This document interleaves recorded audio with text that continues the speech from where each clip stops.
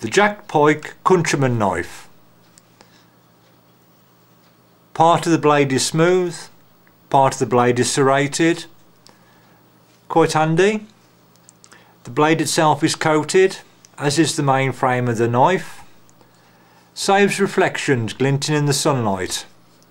If something several hundred yards away is watching you, keeping an eye on what you're doing, the flash of the blade in sunlight just might act as a warning signal to them. Only a little point I know, but one worth considering.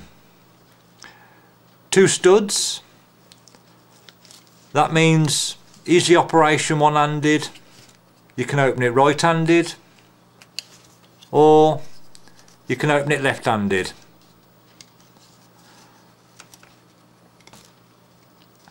The handle, nice wood, nice grain pattern on it. Looks rather nice. On the one side there's a clip there. It helps keep it in your pocket, saves losing it. More and more knives seem to have these clips. I think it's a worthy addition. Quite simple to close as well. On the one side of the main frame it's a lever. You just push it over slightly and enables you to close the knife. As with all opening, locking knives like that, it's best before you start using it, just try and close the blade.